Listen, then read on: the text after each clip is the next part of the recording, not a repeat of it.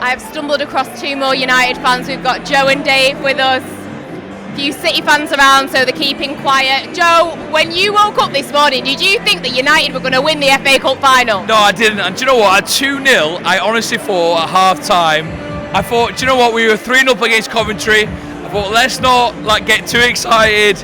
These lot, as you can hear, my voice is gone, by the way. Let's not get too excited. These lot are Man City. They've won the treble. They can beat us by 3. And then the time started going. 60, 70, 80, and I started getting that feeling in my belly. I was like, ah! And then when we won, I was like, me and Dave were together. It was cute. I couldn't believe it. I couldn't believe it. Fair play to City, he put up a good fight, but he weren't as good as United, were he? And Alejandro Garnacho and Kobbie Mainoo, been integral for United, but to score goals in an FA Cup final like that really says something about their character, doesn't it? It does, yeah, for sure. And I think the big thing with Manchester United today was about getting 2 goals. It's weird when you play Manchester City. You have spells in the game where you can score, and United scored today. That pass from Bruno Fernandes, the disguise. But Kobbie Mainoo, again, being there at the right time. He scored more goals than any Manchester United central midfielder as a teenager. This guy has got unbelievable potential. Today I thought he was the player of the match. But then Garnacho as well, you look at his hunger. One of the big things Manchester United needed to do was hit the channel. Was coming to the ball a bit too much. Hit the channel for the second goal, game over. And that's the level of Man United right now. Yeah.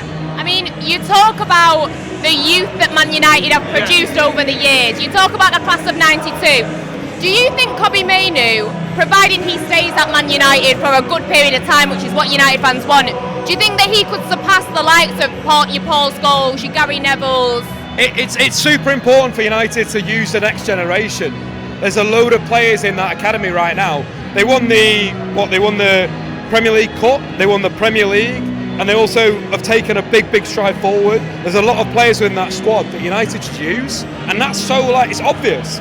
Ethan Wheatley, Ethan Williams, McAllister in midfield. There's a lot of players there that United need to build on, and that's what Man United is. And I think Nick Cox deserves a lot of respect because he's changed it.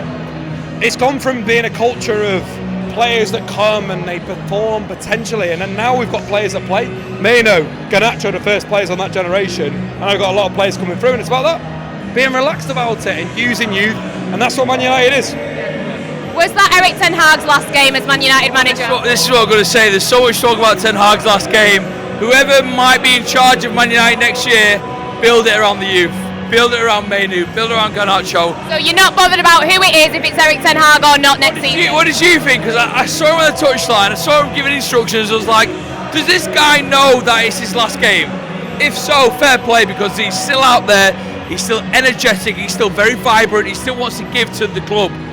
If he doesn't know if it's his last game, I'm like, this might be the one that helps him get one more year. Yeah. I like Ten Hag. I don't love him, and that's what I think the key is. Yeah. I think I like him. I don't love him. Yeah. I mean, 2 trophies in 2 seasons. It's hard to argue with that. It is, but at the same time, Manchester United have struggled in it throughout a lot of those periods in that sense.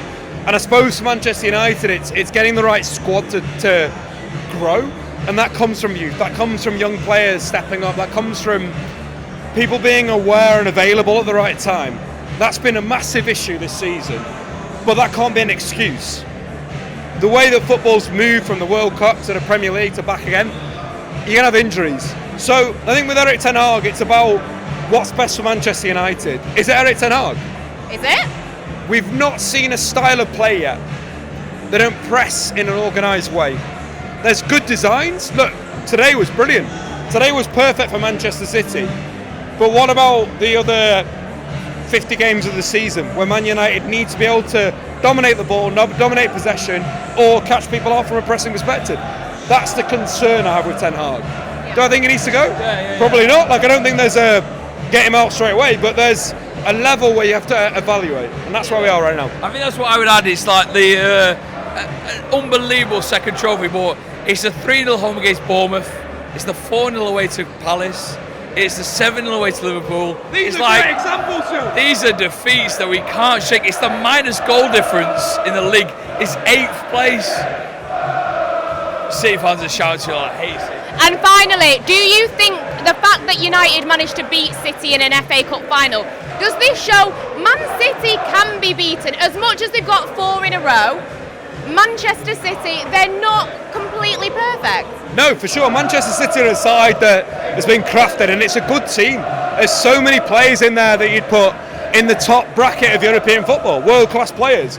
But at the same time, with an idea, with a plan, we saw with Tottenham Hotspur, they played exactly the same way Man United did today, but they didn't score. And that's the most important thing. You can block City in the middle, but you've got to score. Today, Manchester United scored and won the game. That's it. Done. There you go. Man United scored, Man United won, and they've got an FA Cup.